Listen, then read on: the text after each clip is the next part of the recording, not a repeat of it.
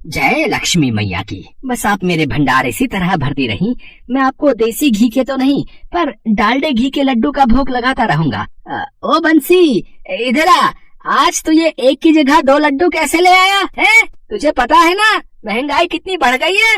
डालडे घी का एक लड्डू 5 रुपए का आता है, 5 रुपए का। हाँ, जिसे मैं 2 दिन में आधा आधा भोग लगाता हूँ। आज 2 लड्डू किस खुशी में लाया है? मालिक, वो आज हलवाई के पास छुट्टे पैसे नहीं थे, इसलिए उसने मुझे 10 रुपए के 2 लड्डू दे दिए। अच्छा, तो ये बात है? अब एक काम कर, तेरी इस महीने की तनख्वाह में से 5 रुपए काट कर दूंगा मैं। मैंने तो तेरे से ये 2 लड्डू नहीं मंगवाए थे, तू खुद लाया है। अब इसकी सजा भी तू ही भुगत, ठीक है? पर मालिक। भैया जी, मेरी मदद कर दो। मेरा बच्चा बहुत बीमार है, उसकी दवाई के लिए मेरे पास पैसे नहीं है। मैं बहुत गरीब हूँ भैया, तुम्हारा बहुत उपकार होगा। चल चल, पता नहीं कहाँ कहाँ से रोजाना सुबह ये भिखारी उठकर आ जाते हैं और अपने बच्चे की बीमारी के बहाने बनाकर पैसे ले जाते हैं। तेरा बच्चा मरे या जिए, मुझे उससे क्या मतलब। चल कहीं और जाकर पैसा मांग। मैंने यहाँ कोई दान पुण्य करने की धर्मशाला नहीं खोल रखी है। हाँ, तो मैं कहाँ था? हाँ, लक्ष्मी माँ को लड्डू का भोग लगा रहा था। अरे, ये लड्डू तो जमीन पर गिर गया लगता है। आज लक्ष्मी माँ को इस लड्डू का भोग नहीं लगा पाऊंगा। कोई बात नहीं, जमीन पर गिरा लड्डू मैं ही खा लेता हूँ। ये साहूकार बहुत निर्दयी है। मैं इसके यहाँ कदापि नहीं रहूंगी। मैं यहाँ से चली जाऊंगी। हाँ, मुझे यहाँ से जाना ही होगा। साहूकार का ऐसा निर्दयी और कठोर व्यवहार देखकर देवी लक्ष्मी उससे नाराज हो जाती है और वहाँ से क्रोधित होकर चली जाती है। देवी लक्ष्मी एक साधारण बूढ़ी स्त्री के रूप में पैदल मार्ग पर चली जा रही थी। तभी उन्हें वहाँ पर बैठा हुआ एक नाव वाला मिला। सुनो भैया, क्या तुम मुझे नदी पार करवा सकते हो? मुझे अपने स्थान पर शीघ्र वापस लौटना है, पर मेरे पास तुम्हें देने के लिए कोई धनराशि नहीं है। कोई बात नहीं, आप मुझे धनराशि बाद में दे जाना, मैं आपको नदी पार करवा देता हूँ। वैसे आप रहती कहाँ हो? मैं वो नदी पार पहाड़ों पर रहती हूँ। आज सुबह से नाव की एक भी सवारी नहीं मिली। लगभग ये फीस भरना बहुत मुश्किल है। अरे ये क्या, उनके हाथों के स्पर्श से नदी में कमल खिल उठे हैं। नाव वाला ये देखकर हैरान रह जाता है कि बूढ़ी स्त्री के हाथों के स्पर्श से नदी के जल में कमल खिलाए हैं। देवी लक्ष्मी नाव वाले के मन की व्यथा को सुन लेती है और वो उससे प्रश्न करती है। मुझे इस मनुष्य पर अपनी कृपा बरसानी होगी। ये मनुष्य गरीब और दुखी होकर भी दयालु है। बेटा, तुम बहुत उदास दिखाई देते हो। अपने मन की व्यथा मुझसे कहो। मैं बहुत गरीब हूँ, परिवार का गुजारा बहुत मुश्किल से कर पाता हूँ। मेरे परिवार में पत्नी और एक बेटा है। आज सुबह से ही सवारी की तलाश कर रहा था और कोई भी सवारी नहीं मिली। मुझे अपने बेटे की स्कूल की फीस जमा करनी है, पर समझ में नहीं आ रहा कि मैं इतने पैसे कहाँ से लाऊं। तुम्हें परेशान होने की कोई आवश्यकता नहीं है। व्यक्ति के अच्छे कर्म ही उसका साथ देते हैं। सदैव अच्छे कर्म करना, जिससे तुम्हारे दुख दूर हो जाएंगे। नदी का किनारा आ गया है, अब आप आराम से उतर जाओ माँ। तुम्हारा बहुत बहुत शुक्रिया बेटा, अब मैं चलती हूँ। ये क्या, नाव के जिस हिस्से पर ये बैठी थी वो तो सोने का हो गया, और नाव में ये जिस जगह पर अपने पांव धरकर उतरी हैं वो हिस्सा सोने का बन गया है। ये कोई साधारण स्त्री नहीं, ये तो कोई देवी है। हे देवी मैया, मुझसे भूल हो गई, मैं आपको पहचान नहीं पाया। साक्षात देवी मैया मेरी नाव में बैठी थी।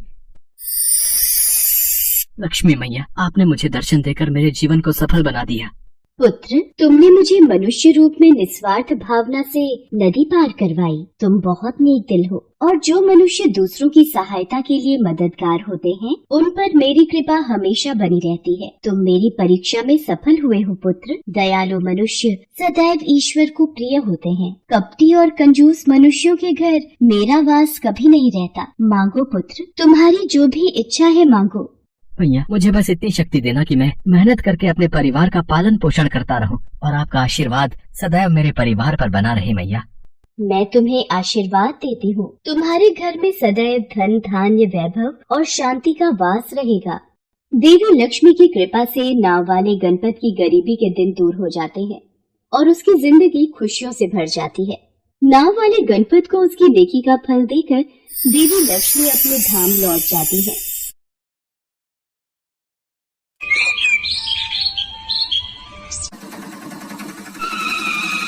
हुआ भैया, ये ऑटो क्यों रुक गया? जी मैडम, मुझे लगता है इसमें कुछ खराबी आ गई है। आप दूसरा ऑटो लेकर चले जाइए। ओहो, एक तो वैसे भी ऑफिस के लिए लेट हो रहा है और अब आपके खटारा ऑटो की वजह से मेरा टाइम और खराब हो गया।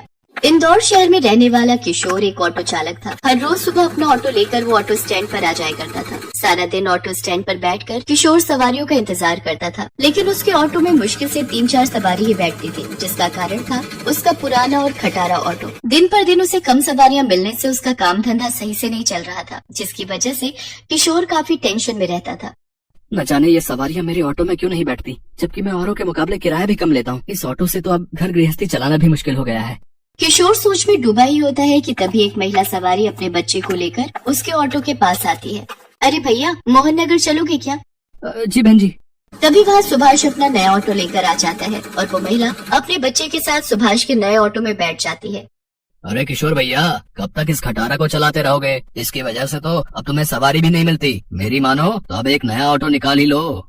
और इतना कहकर सुभाष अपनी सवारी लेकर चला जाता है। लेकिन किशोर की आर्थिक स्थिति इतनी अच्छी नहीं थी कि वो नया ऑटो ले पाता। वो तो अपनी घर गृहस्थी बड़ी मुश्किल से चला पा रहा था। किशोर माँ दुर्गा का बहुत बड़ा भक्त था, इसलिए वो मंदिर जाकर दुर्गा माँ से प्रार्थना किया करता था। हे दुर्गे माँ, तुम तो सारे जगत का कल्याण करती हो, मेरा भी कर दो। अपने पुराने ऑटो से तो मैं अपने परिवार का पालन पोषण भी नहीं कर पा रहा हूँ। मेरी मदद करो माँ, मुझे एक नया ऑटो दिलवा दो, मेरी मदद करो। दिन भर की मेहनत से किशोर जितना भी कमा पाता उसमें से 10 रुपए का प्रसाद वो अपने घर जरूर ले जाता। ये उसका रोज का नियम था। किशोर की पत्नी भी माँ दुर्गा की परम भक्त थी। दोनों मिलकर हर शाम दुर्गा माँ की पूजा किया करते थे और उस प्रसाद से माँ को भोग लगाते।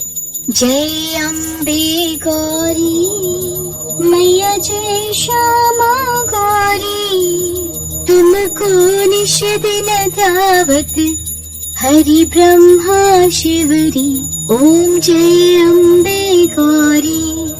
हे अम्बे माँ, तुम तो दुख हरता हो, हमारे भी दुख दूर करो माँ, हम पर अपनी कृपा करो। एक शाम जब किशोर खाना खा रहा होता है, तभी उसका 8 साल का बेटा गौरव उससे कहता है, बाबा, आप मेरे स्कूल की फीस कब जमा करवाओगे? अभी मेरे पास पैसे नहीं है बेटा, जैसे ही पैसे आएंगे मैं तेरी फीस जमा करवा दूंगा। नहीं बाबा, फीस तो कल ही जमा करवानी है, स्कूल टीचर कह रही थी, नहीं तो तुम्हारा नाम काट दूंगी। गौरव की बात सुनकर किशोर चिंता में पड़ जाता है। अगले दिन सुबह जब किशोर अपना ऑटो साफ कर रहा होता है, तभी ममता उससे कहती है, सुनो जी, 3 दिन बाद नवरात्रि शुरू होने वाले हैं और मेरी इच्छा है कि मैं कंजक का पूजन अपने घर में करूं, कन्याओं को भोग लगाऊं और पूरी श्रद्धा से माता रानी की पूजा अर्चना करूं। क्या पता इस साल माता रानी हमसे प्रसन्न हो जाए और हमारे कष्ट दूर कर दे। बात तो तुम बिल्कुल ठीक कह रही हो ममता, लेकिन तुम तो जानती हो कि मेरा काम मंदा पड़ा हुआ है और नवरात्रि मनाने में इतना खर्चा आएगा। देखो जी, खर्चे की बिल्कुल भी आप चिंता मत करो। हमारी शादी पर जो सोने की अंगूठी आपने मुझे दी थी, उसी को बेचकर हम नवरात्रि पूजन कर लेंगे। ठीक है ममता, दुर्गा माँ की उपासना करने के लिए जो तुम्हें सही लगे वो तुम कर लो।